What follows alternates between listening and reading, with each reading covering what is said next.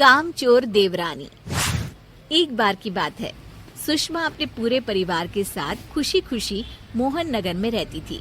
उसकी 2 बहुएं थी, पल्लवी और शिवानी। एक दिन दोनों बहुएं रसोई में काम कर रही होती है कि तभी उनकी सास सुषमा उन्हें बुलाती है। अरे बहू, जरा इधर तो आना। शिवानी, जरा जाकर देखना सासू माँ क्या कह रही हैं। दीदी आप ही देख लो ना जाकर, आपको भी तो सुनाई दे रहा है। अरे मैं आटा गूंद रही हूँ ना, तुम चली जाओ। हाँ तो मैं भी तो सब्जी काट रही हूँ ना दीदी। अरे बहू जल्दी आओ। ओह, ये तो जाएगी नहीं, मैं ही जाकर देखती हूँ कि क्या करना है। पल्लवी सुषमा के कमरे में जाती है।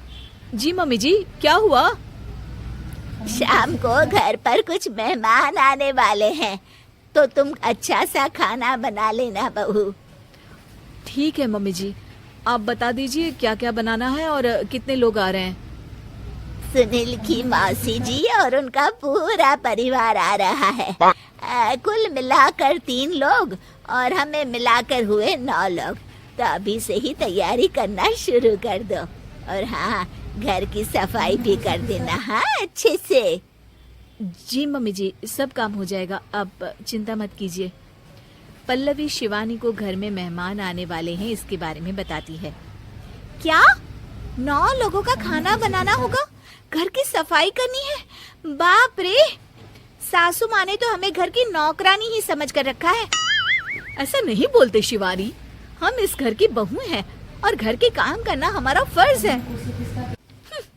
दीदी तो है ही सासू माँ की चमची, जब देखो सासू माँ सासू माँ। मैं तो इतना सारा काम नहीं करने वाली। शिवानी कपड़े लेकर गमला साफ कर रही होती है और चक्कर आने का नाटक करने लगती है। मेरा सर चकरा रहा है। तभी वहाँ पल्लवी और सासू माँ जाते हैं। अरे बहू, क्या हो गया तुम्हें? मम्मी जी, बहुत तेज सर में दर्द हो रहा है। तुम एक काम करो शिवानी, आराम कर लो। नहीं नहीं दीदी, घर में मेहमान आने वाले हैं, मुझे आपकी मदद करनी चाहिए। अरे कोई बात नहीं शिवानी, तुम आराम कर लो, मैं सब काम कर लूंगी। ठीक है दीदी, अगर आप इतना कह रही हैं तो आराम कर लेती हूँ। शिवानी आराम से अपने कमरे में मैगजीन पढ़ रही होती है। इसे कहते हैं आराम की जिंदगी। इतना सारा काम। चलो, सारा काम खत्म हो गया, शिवानी को देख आती हूँ। शिवानी अपने कमरे में ईयरफोन में गाने सुनते सुनते सो जाती है और उसके साइड में मैगजीन भी रखी होती है। पल्लवी वहाँ आ जाती है और वो सब देखती है। ओहो, तो मतलब सब काम चोरी का बहाना था। अभी बताती हूँ इसको। घर का सारा काम मुझे करना पड़ा और ये महारानी यहाँ मैगजीन पढ़ रही है, गाने सुन रही है। पल्लवी रसोई से एक प्लेट और चम्मच लेकर आती है और शिवानी को थाली बजाकर उठाने लगती है। शिवानी अचानक से उठती है। उठ गई महारानी, गाने भी सुन लिए, मैगजीन भी पढ़ ली। तुम तो बहुत बड़ी झूठी निकली शिवानी। तुमने सर दर्द का बहाना बनाया ताकि काम करने से बच सको। हाँ, बनाया बहाना, तो क्या करती, इतने सारे काम करती। मुझे कोई शौक नहीं है चापलूसी का। क्या चापलूसी? तुम्हें लगता है कि मैं सारे काम चापलूसी के लिए कर रही हूँ? और नहीं तो क्या। तभी वहाँ सासू माँ आ जाती हैं। अरे बहू, वो लोग बस आने ही वाले हैं, तुम तैयारियां कर लो। जी सासू माँ, तुझे तो मैं बाद में देखती हूँ। सब खाना खाने बैठते हैं और खाना शुरू करते हैं। तभी सुनील की मौसी बोलती है। वाह भाई वाह, खाना तो बहुत ही अच्छा बना है सुषमा जी, एक एक चीज में क्या स्वाद है। ये सुनकर शिवानी मुंह बना लेती है। उसे अपनी जेठानी की इतनी तारीफ रास नहीं आती। आपकी बहुएं तो बहुत ही अच्छा खाना बनाती हैं। हाँ, बनाती तो दोनों ही अच्छा है, पर आज ना ये सारा खाना बड़ी बहू ने बनाया है। छोटी बहू की तबीयत ठीक नहीं थी, सो इसलिए। मानना पड़ेगा सुषमा जी, आपकी बड़ी बहू तो बहुत ही गुणवान है। पल्लवी की तारीफ सुनकर शिवानी को जलन होती है, पल्लवी ये सुनकर खुश हो जाती है और शिवानी की तरफ देखकर उसे चिढ़ाती है। कुछ देर बाद मेहमानों के जाने का वक्त हो जाता है। मौसी जी सबके लिए उपहार लाई होती है। वो सबको शगुन के पैसे देती हैं और अंत में पल्लवी के पास आती है।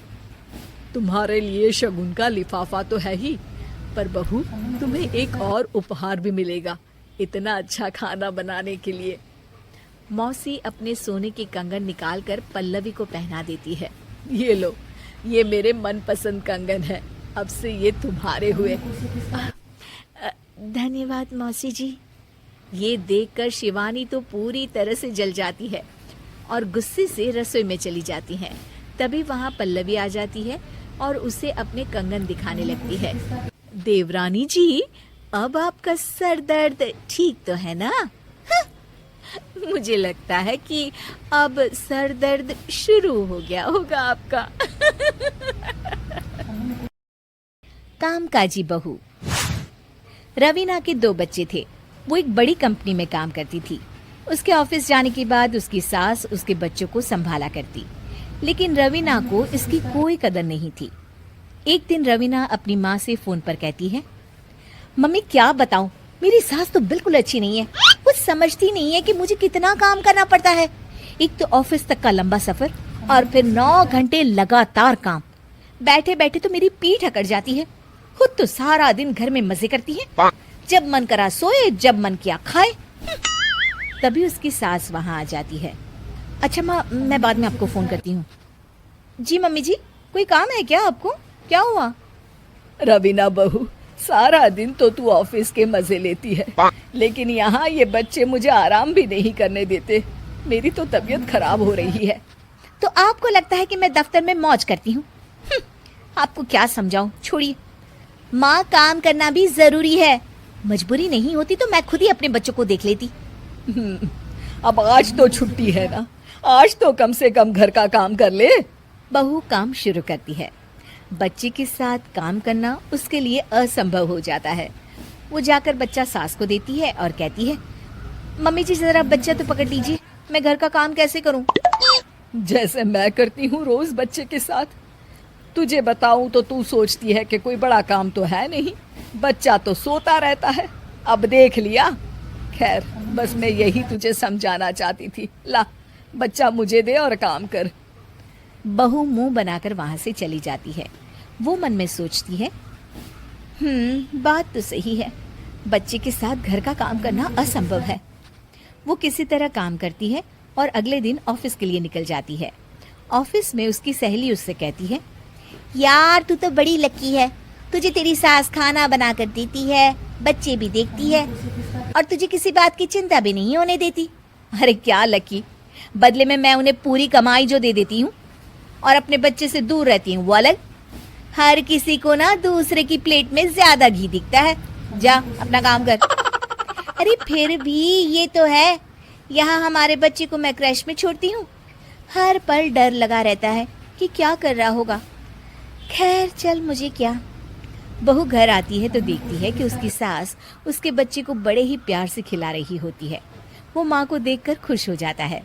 बहू मन में सोचती है कि बात तो सही है, सासू माँ सारा दिन काम करती है, मैं ऑफिस से आकर भी काम नहीं करती हूँ। वो सास के पास जाती है और कहती है, माँ जी थक गई आप? और क्या, सारा दिन चक्कर घीनी की तरह पूरे घर में घूमती रहती हूँ और अब उम्र भी नहीं रही। लेकिन चल तू बता, क्या हुआ, कुछ काम है क्या? बहू कुछ नहीं कहती, मुस्कुराकर वहां से चली जाती है। लेकिन अगले दिन सुबह सुबह बहू सास से पहले उठकर उन्हें चाय देती है। अरे आज सूरज कहाँ से उगा है, तू पहले उठ गई? चल अच्छा किया, मरने से पहले तेरे हाथ की चाय तो पी ली। चलो अब चलकर किचन में लगूं। माँ जी, आपको आज से काम करने की जरूरत नहीं है। काम करने की जरूरत नहीं है मतलब? क्या तू करेगी आज से सारा काम? इतने अच्छे तो हमारे नसीब नहीं है भाई। नहीं माँ जी, मैं नहीं करूँगी, ना ही आप करेंगी, बल्कि ये करेगी। तभी वहाँ एक काम वाली बाई आ जाती है। ये कौन है बहू? माँ जी, ये नौकरानी है और आज से सारा काम यही करेगी। मुझे माफ़ कर दीजिए माँ जी, मैं नहीं समझ पाई कि आप थक जाती हैं। आज से आप सिर्फ आराम करिए और मुन्ने के साथ खेलिए। और सास बहू बच्चे के साथ खेलने लग जाते हैं। काली नजर। माँ माँ, अरे क्या माँ माँ कर रहा है? बकरी का बच्चा है क्या? अरे माँ मजाक छोड़ो, मुझे फाइनली वो मेन चौराहे वाली दुकान मिल गई है। अब देखना, आपका बेटा दुगनी स्पीड से पैसा कमाएगा। ओफो, ये क्या? मेरी ऑनलाइन मेकअप क्लास चल रही है। इतनी जोर से क्यों बोल रहे हो आप दोनों? अरे मेरी धर्म पत्नी जी, मेकअप क्लास बाद में करना, वो चौराहे वाली दुकान मिल गई है हमको। अरे वाह, रुको मैं अपनी माँ को फोन लगाकर बता देती हूँ। अरे मैं भी अपने रिश्तेदारों को बता देती हूँ, कितनी खुशी की बात है। हाँ हाँ, मैं भी अपने दोस्तों को बता देता हूँ, 1 हफ्ते बाद रजिस्ट्री है। बस घर में खुशी का मौका था। उन तीनों ने अपने अपने फोन उठाए और लोगों में बात फैलाना शुरू कर दिया। और रही सही कसर श्वेता बहू ने अपने पड़ोस में सबको बताकर कर दी। अरे वर्मा आंटी, अब हम भी जल्दी कार ले लेंगे, घर का रेनोवेशन होगा और ठाट से रहेंगे हम भी। अरे ऐसा क्या हुआ? लॉटरी बाटरी लग गई है क्या? अरे इस बार चौराहे वाली मॉल में हमको भी दुकान मिल गई है, दुकान नंबर 21, जो एकदम चौराहे पर है। अब ग्राहक बढ़ेंगे तो आमदनी भी बढ़ेगी ही ना। अरे वाह, कितनी खुशी की बात है। मैं बहुत खुश हूँ तुम्हें इतना खुश देख के। बाकी एक बात कहूँ, सबको मत बताते फिरना, किसी की नजर लग जाएगी तो खुशी की खबर वापस लौट जाएगी। हैं? ऐसे थोड़ी ना होता है, अब डरा रही हो। अरे सही कह रही हूँ, काली नजर कहते हैं इस चीज को, जब आप किसी को कुछ बताओ और वो काम बिगड़ जाए। अरे लेकिन मैं तो। तुमने सबको बता दिया ना? हाँ, फोन लगा लगा के। अब बच के रहना, काली नजर बड़ी खतरनाक होती है। श्वेता इतनी खुश रहती है कि वो वर्मा आंटी की बात पर ध्यान ही नहीं देती, जबकि पड़ोस में और भी लोगों से खुशी की खबर शेयर करती रहती है। अगले दिन राजेश बहुत दुखी होकर घर आता है। अरे बेटा क्या हुआ? मुंह क्यों सूजा हुआ है? मधुमक्खी ने काट लिया क्या? माँ, वो दुकान किसी और के पास चली गई, किसी ने ज्यादा भाव लगा दिया। अरे पर बात तो आपसे हुई थी ना उस दुकान वाले की। हाँ, आज मैं टोकन अमाउंट देने गया था, तब मुझे पता चला कोई आकर सुबह मुझसे पहले ही ज्यादा अमाउंट दे गया। काली नजर। क्या क्या कहा? वर्मा आंटी ने समझाया था कि किसी को बताना मत, वरना काली नजर लग जाएगी। अच्छा, तुम्हें उनकी बात मान लेनी चाहिए थी।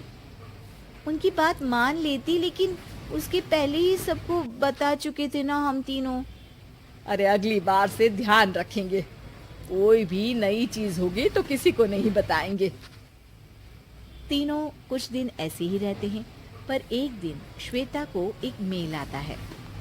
राजेश, मेरा ऑनलाइन मेकअप कोर्स कंप्लीट हो गया, अब मैं खुद का पार्लर खोल सकती हूँ। अरे वाह, अपने मोहल्ले में ही खोलते हैं, ये जो घर के सामने दुकान है ना, वहीं। हाँ, यहाँ सस्ती भी मिल जाएगी। अगले दिन श्वेता वर्मा आंटी के पास जाती है, मिठाई का डब्बा लेकर। अरे आओ आओ, कैसे आना हुआ? जोर से नहीं बोलूंगी, वो सामने वाली दुकान है ना, वहाँ मैं अपनी पार्लर की दुकान खोलने वाली हूँ, उसकी मिठाई है। अरे वाह, बहुत बधाई हो तुमको। हाँ, मैं कमाने लगूंगी तो राजेश पर पूरे घर का बोझ नहीं रहेगा ना आंटी जी। ये तो है, पर ये बता कि तूने ये बात किसी और को तो नहीं बताई ना? अरे नहीं नहीं, पिछली बार गलती कर दी थी, काली नजर लगी किसी की और राजेश के हाथ से वो दुकान चली गई थी। सबको मत बताना। चलो मैं चलती हूँ, कल दुकान की बात करने भी तो जाना है। अगले दिन श्वेता दुकान के लिए मालिक से बात करने जाती है। अरे लेकिन दुकान तो हम कल रात को ही किसी को दे चुके हैं। कल ही? हाँ कल ही, 2 दिन बाद कोई यहाँ पार्लर भी खोल लेगा, अब कहीं और दुकान देख लीजिए। अरे पर हमको भी तो पार्लर ही खोलना था। हाँ भाई, ये एक ही दुकान है, आधी आधी तो नहीं दे सकता ना मैं। राजेश और श्वेता घर पर हताश होकर आ जाते हैं। इस बार तो किसी को बताया भी नहीं था, अब किसकी काली नजर लग सकती है। सुनो, तुमने माँ को बताया था क्या? अरे कैसी बात कर रही हो, माँ की नजर थोड़ी ना लगेगी। पक्का तुमने किसी को नहीं बताया था ना? सिर्फ वर्मा आंटी को बताया था, उन्होंने ही मुझे किसी को नहीं बताने को कहा। अरे यार, तुम भी सही हो, मेरी माँ को नहीं बताने को कह रही हो, पर वर्मा आंटी को बताना तुम्हें जरूरी लगा। अरे वर्मा आंटी ने ही तो काली नजर के बारे में बताया था ना, वो हमेशा हमारा भला ही तो चाहती है। मेरी माँ भी हमारा भला ही चाहती है। अरे पर चिल्ला क्यों रहे हो, बात नहीं कर सकते क्या आराम से? नहीं आता वो आराम से बात करना, और करना भी नहीं चाहता हूँ मैं। दुकान जाने का दुख गुस्से में बदल गया था और राजेश और श्वेता में बात बंद हो गई थी। 2 दिन बाद मोहल्ले में पार्लर का इनॉग्रेशन हुआ, जिसमें मोहल्ले के सभी लोगों को बुलाया गया, पर श्वेता, राजेश और माँ नहीं जाते। माँ, अंदर आ जाओ, क्या देख रही हो? अरे नया पार्लर देख रही हूँ अपने आंगन से। देखो, माँ को दूसरे का सुख देखने में कितना मजा आ रहा है, मेरा दुख नहीं दिख रहा इन्हें। यहाँ मेरा पार्लर भी तो हो सकता था। अरे चुप रहो यार, हर बात में लड़ाई क्यों ढूंढ रही हो? राजेश और श्वेता फिर बहस करने लगते थे। तभी माँ ने दोनों को बाहर बुलाया। अरे जरा देखो तो, दुकान चलाने वाले का बोर्ड पर नाम क्या लिखा है? श्रुति वर्मा।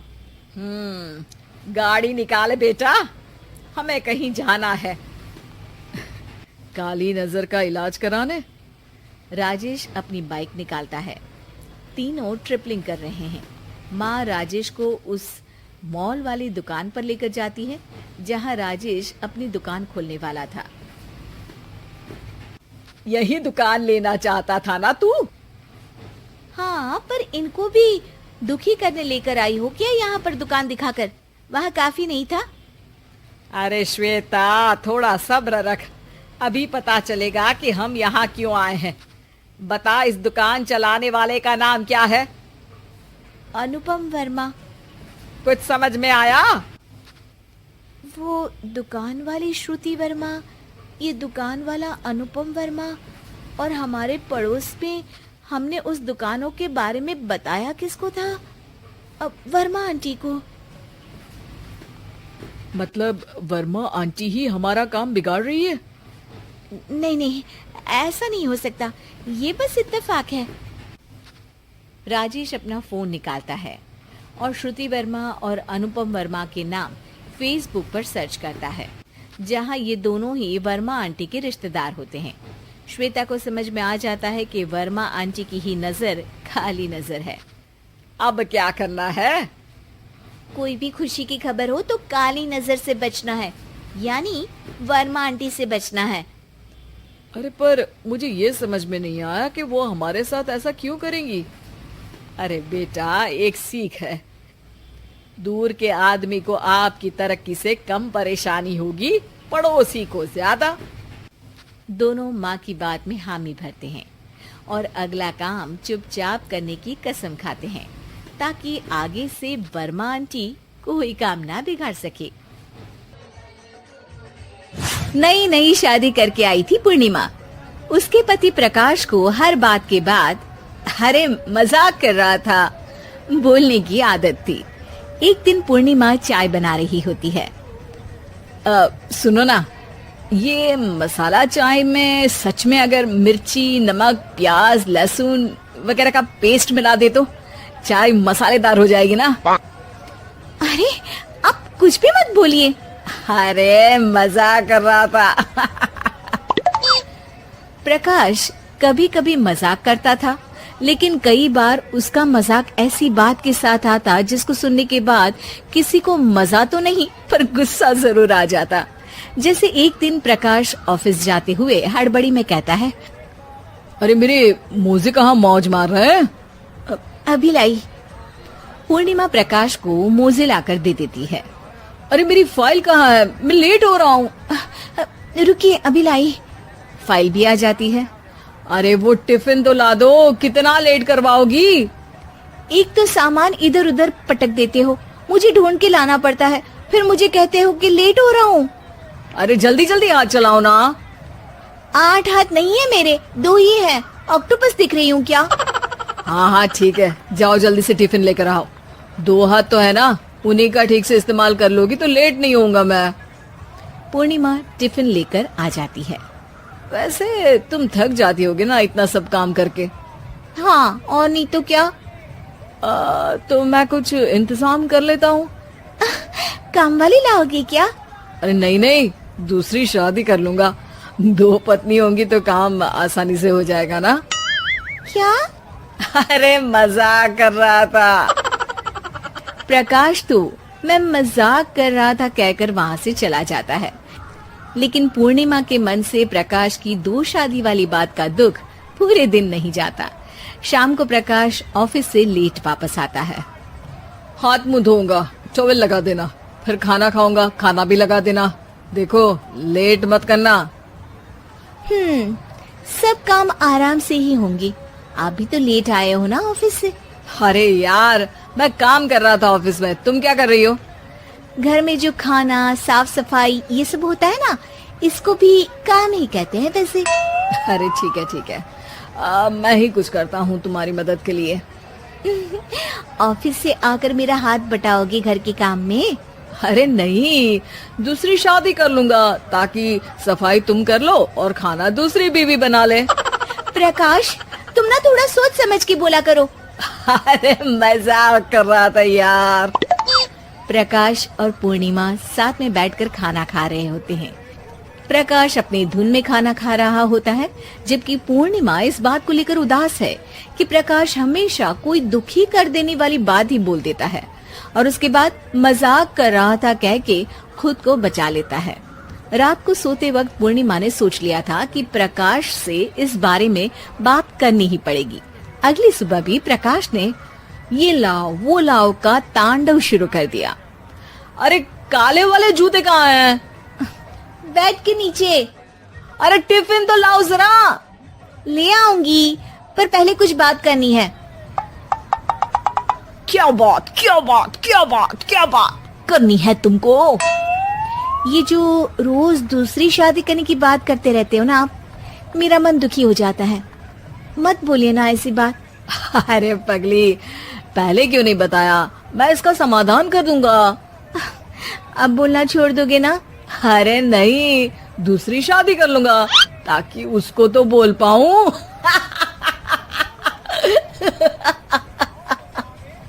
उफ़, तुम कभी नहीं सुधरोगे। मजाक कर रहा था।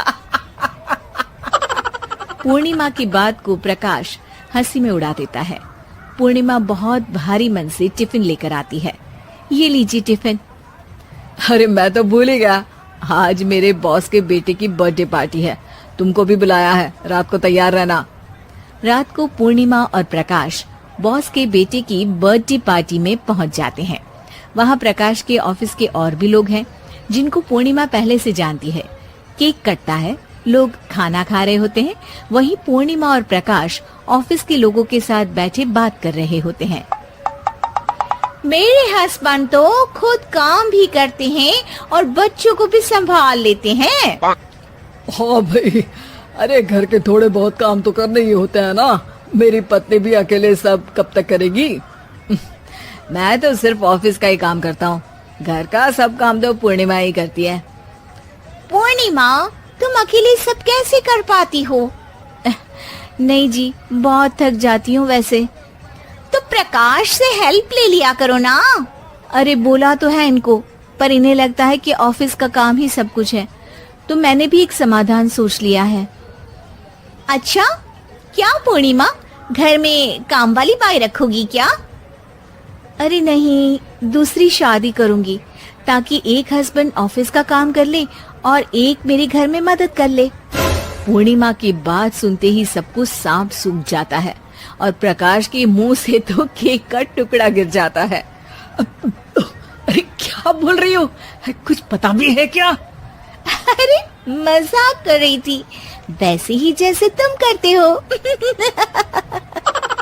प्रकाश का मुंह खुला का खुला रह जाता है और उनकी आंखें भी खुल जाती है। प्रकाश समझ जाता है कि हर बात के पीछे अरे मजाक कर रहा था बोलने से वो बात मजाक नहीं हो जाती। कानी बहू। किशोरी लाल जी के बेटे राघव की शादी की बात जगह जगह चल रही थी, लेकिन किशोरी लाल जी को कोई लड़की पसंद ही नहीं आती थी और उसकी एक ही वजह थी, किशोरी लाल जी का लालची होना। उनको लड़की वालों से मोटा दहेज चाहिए था और इसी चक्कर में एक दिन वो एक बहुत पैसे वाले के घर अपने बेटे का रिश्ता लेकर पहुंचे। उस आदमी का नाम था ओम प्रकाश। देखिए किशोरी लाल जी, मेरी एक ही बेटी है और मेरी सारी संपत्ति जायदाद सब कुछ मेरी बेटी नैना का ही है। पापा, नाम से लगता है बहुत खूबसूरत होगी। कितना अच्छा नाम है ना, नैना। ओ वैसे बात तो सही है आपकी। अब इतना पैसा है, जमीन जायदाद है, इकलौती बेटी, आप भी क्या करेंगे? सब कुछ उसे ही देंगे ना। बिल्कुल ठीक पहचाना आपने। बस बेटी की शादी और सारी जायदाद उसके नाम। पापा, बिना देखे हाँ कर दीजिए ना, इतना अच्छा रिश्ता फिर कहाँ मिलेगा? माला माल हो जाएंगे हम। मैं अपनी बेटी को बुलाता हूँ। अरे नहीं नहीं नहीं नहीं, आपकी बेटी का नाम नैना है, सुनकर ही लगता है बहुत सुंदर होगी। रहने दीजिए अंकल, मैं तो आपकी बेटी के नाम से ही इतना खुश हो गया हूँ कि उसे बिना देखे शादी करने को तैयार हूँ। अब तो मैं उसका चेहरा सीधे शादी के बाद ही देखूंगा। और इस तरह राघव नैना का चेहरा नहीं देखता और उससे शादी कर लेता है। शादी के बाद अपनी सुहाग रात पर जब राघव नैना का घूंघट उठाकर देखता है तो नैना की आंखें बंद थी। कितने खूबसूरत हो तुम नैना, जरा अपनी आंखें खोलकर मेरी तरफ देखो तो सही। नहीं, मुझे शर्म आती है। अरे मैंने तुम्हें शादी से पहले भी नहीं देखा, और अब अगर तुम आंखें खोलकर मुझे देखोगी भी नहीं तो मुझे अच्छा कैसे लगेगा? इससे पहले कि नैना अपनी आंखें खोलकर राघव की तरफ देखती, अचानक से लाइट चली गई और राघव नैना को पूरी तरह से देख भी नहीं पाया। अगली सुबह नैना राघव के लिए नाश्ता बनाकर लेकर आई। अरे ये क्या, आधा पराठा सेका हुआ है और आधा बिल्कुल कच्चा। ये तुमने क्या किया नैना? बहू, तुमने क्या आधा पराठा तवे से नीचे लटका कर रखा था, जो आधा सेका है और आधा कच्चा? मुझे जितना दिखेगा उतना ही तो सीखूंगी ना पापा जी। जहाँ जहाँ मुझे नजर आ रहा था वहाँ मैंने सीख लिया, जहाँ जहाँ नहीं दिखा वहाँ कच्चा रह गया होगा। इसका क्या मतलब है? ये कैसा मजाक कर रही है तुम? अरे बहू, तुमने इतना लंबा घूंघट क्यों लगाया हुआ है? देखो, हमारे घर में बहुओं को बेटी की तरह रखा जाता है, और फिर तुम तो इतना सारा माल लेकर आई हो। देखो, ये घूंघट डालकर रखने की कोई जरूरत नहीं है। हाँ नैना, पापा जी ठीक कह रहा है, तुम तो आराम से रहो, अपना ही घर समझो। नैना अचानक से अपना घूंघट उठा लेती है। अरे ये क्या पापा, नैना की तो एक आंख फूटी हुई है। नाम से नैना, लेकिन ये तो कानी बहू निकली। मेरे साथ धोखा हुआ है, धोखा। बिना दिखाए अपनी कहानी लड़की मेरे संग ब्याह दी। मुझे कहानी भी नहीं चाहिए। मुझे अभी ओम प्रकाश जी से बात करनी पड़ेगी। आखिर उन्होंने मेरे साथ ऐसा किया क्यों? अरे आप लोगों ने ही तो पापा से कहा था कि आप लोग शादी से पहले मुझे देखना नहीं चाहते। अब मेरे पापा पर क्यों इल्जाम लगा रहे हैं? अरे लेकिन उन्हें बताना तो चाहिए था ना कि तुम कहानी हो, एक आंख से तुम्हें दिखाई नहीं देता। किशोरी लाल और राघव नाराज होकर ओम प्रकाश को अपने घर बुलाते हैं। पापा जी, ये आपने क्या किया? शादी से पहले बताया क्यों नहीं कि नैना की आंखों में परेशानी है? अरे आप ही ने तो लड़की देखने से मना कर दिया था। अरे लेकिन आप बता तो सकते थे। आपको तो हमारी बेटी की प्रॉपर्टी चाहिए थी, वो भी पूरी की पूरी। अब क्या हुआ अगर उसे आधा दिखाई देता है? प्रॉपर्टी तो आपको पूरी मिल गई ना। अरे ये क्या बात हुई? मेरी शादी प्रॉपर्टी से नहीं आपकी बेटी से हुई है। अब ये तो पहले सोचना चाहिए था। तब तो मेरी प्रॉपर्टी देखकर तुम्हारी जुबान लप लपा रही थी। लेकिन मैं कानी लड़की को अपनी बीवी बनाकर नहीं रख सकता। पापा कुछ करिए ना आप। हाँ करता हूँ। देखिए ओम प्रकाश जी, आप हमारे साथ ऐसा नहीं कर सकते। और तुम देखो, अगर तुमने मेरी बेटी से शादी तोड़ी ना, तो जो भी प्रॉपर्टी मैंने तुम्हें दी है वो तो पूरी की पूरी वापस ले ही लूंगा, और आधी प्रॉपर्टी तुम्हारी भी लूंगा। अरे मेरी आधी प्रॉपर्टी भला क्यों लेंगे आप?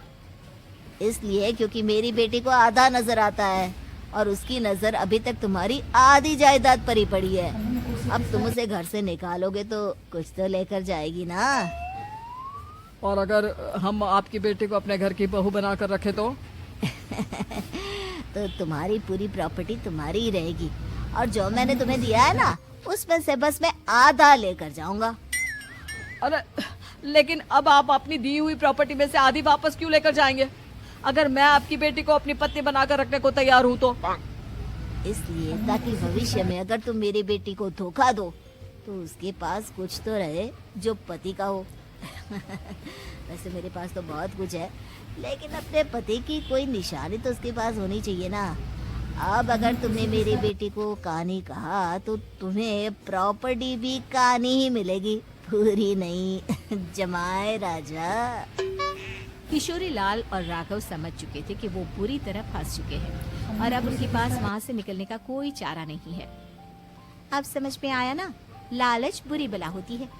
एक तो तुम्हें प्रॉपर्टी मिली, ऊपर से बीवी मिली, उसमें तुम्हें नखरे भी दिखाने हैं। आए बड़ी, चुपचाप बैठो। कुछ दिनों के बाद नैना राघव की कार लेकर बाजार घूमने निकलती है और जब कार लेकर वापस आती है, ये क्या? एक तरफ से मेरी गाड़ी पूरी खराब हो चुकी है। लगता है तुमने मेरी गाड़ी को किसी दूसरी गाड़ी के साथ एक्सीडेंट किया है। अरे अरे कितना बड़ा नुकसान कर दिया तुमने बहू। वो क्या है ना पापा जी, मुझे एक आंख से दिखाई नहीं दे रहा था, सामने से गाड़ी आ रही थी। मुझे तो सिर्फ आधा ही दिखाई दिया और वो गाड़ी मेरी कार से रगड़ते हुए निकल गई। अब मैं क्या करूं बताओ? आप इसे ठीक कराने के पैसे कौन देगा? तुम्हारे पापा? तुमने मुझसे इस तरह से बात की? अभी रुको। नैना राघव की शिकायत ओम प्रकाश को कर देती है। देखो राघव, अब जो मेरी आधी प्रॉपर्टी तुम्हारे पास थी ना, उसमें से आधी और मैं लेकर जाऊंगा, क्योंकि तुमने मेरी बेटी को डांटा। अरे नहीं नहीं पापा जी, गलती हो गई, माफ कर दो।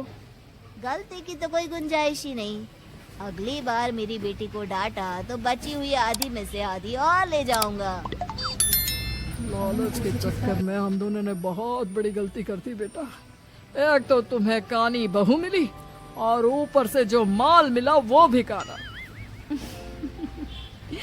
इस तरह राघव की हर एक गलती पर ओम प्रकाश उसकी प्रॉपर्टी का आधा आधा हिस्सा लेकर अपना सारा माल वापस ले गया और राघव को कानी बीवी से काम चलाना पड़ा। भाई लालच वाकई में बुरी बला है।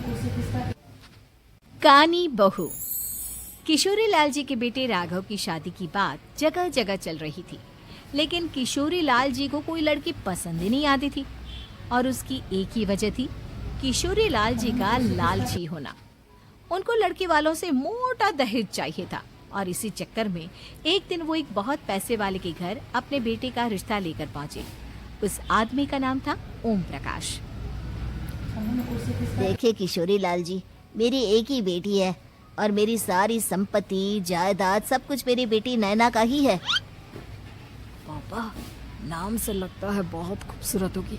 कितना अच्छा नाम है ना, नैना। ओ वैसे बात तो सही है आपकी।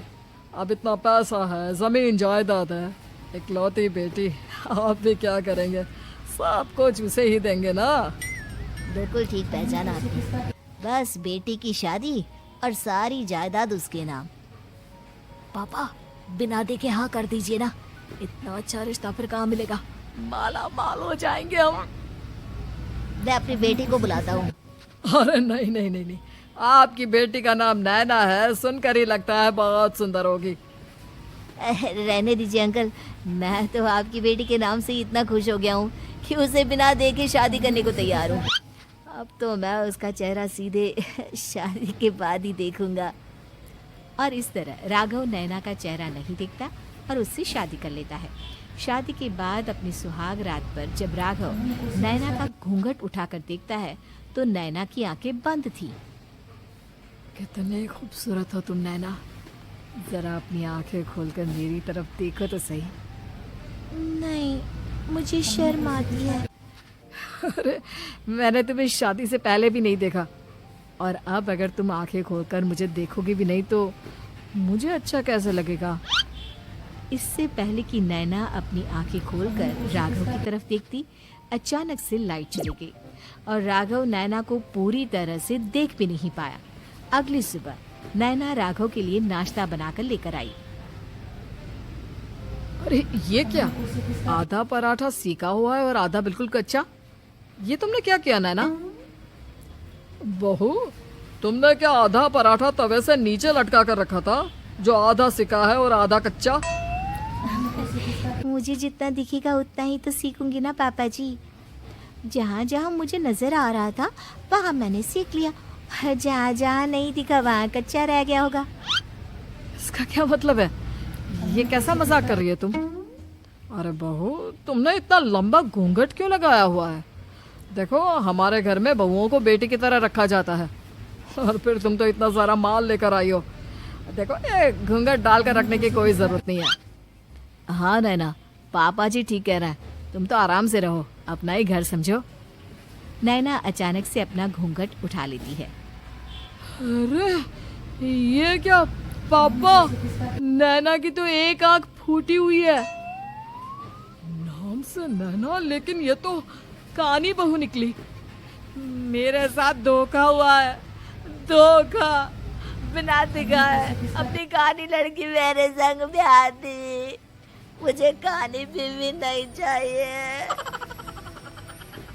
मुझे अभी ओम प्रकाश जी से बात करनी पड़ेगी। आखिर उन्होंने मेरे साथ ऐसा किया क्यों? अरे, आप लोगों ने ही तो पापा से कहा था कि आप लोग शादी से पहले मुझे देखना नहीं चाहते। अब मेरे पापा पर क्यों इल्जाम लगा रहे हैं? अरे लेकिन उन्हें बताना तो चाहिए था ना कि तुम कहानी हो, एक आंख से तुम्हें दिखाई नहीं देता। किशोरी लाल और राघव नाराज होकर ओम प्रकाश को अपने घर बुलाते हैं। पापा जी, ये आपने क्या किया?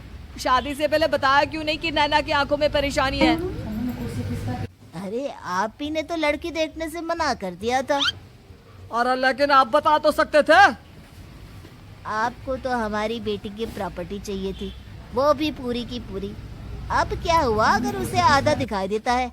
प्रॉपर्टी तो आपको पूरी मिल गई ना। अरे ये क्या बात हुई? मेरी शादी प्रॉपर्टी से नहीं, आपकी बेटी से हुई है। अब ये तो पहले सोचना चाहिए था। तब तो मेरी प्रॉपर्टी देखकर तुम्हारी जुबान लप लपा रही थी।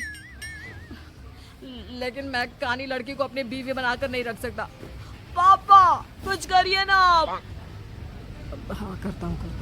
देखिए ओम प्रकाश जी, आप हमारे साथ ऐसा नहीं कर सकते।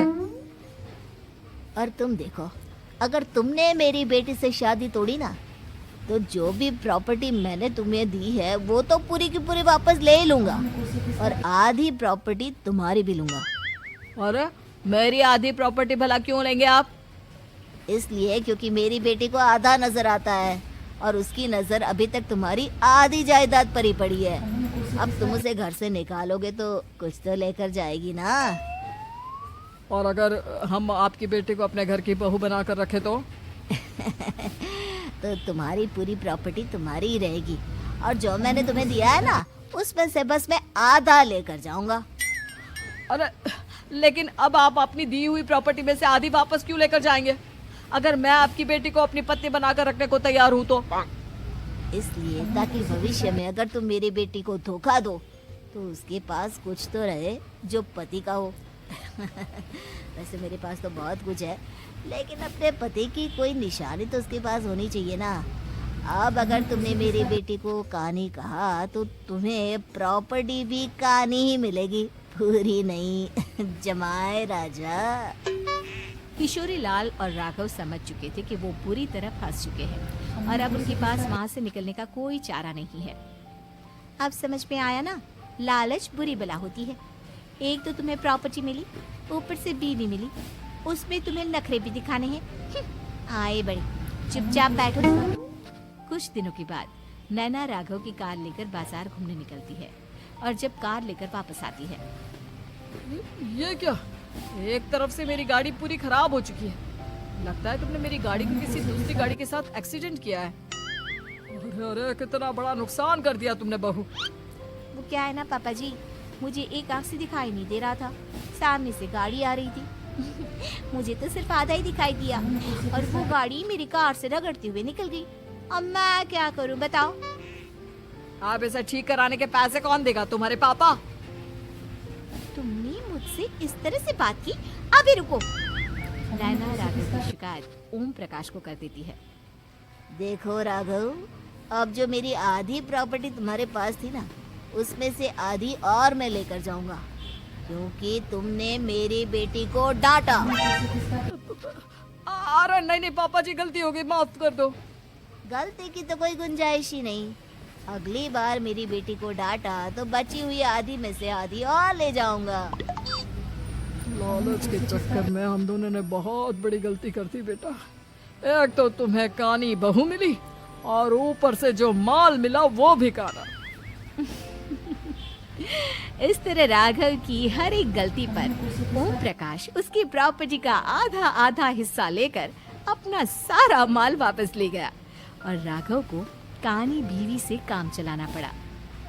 भाई लालच वाकई में बुरी बला है।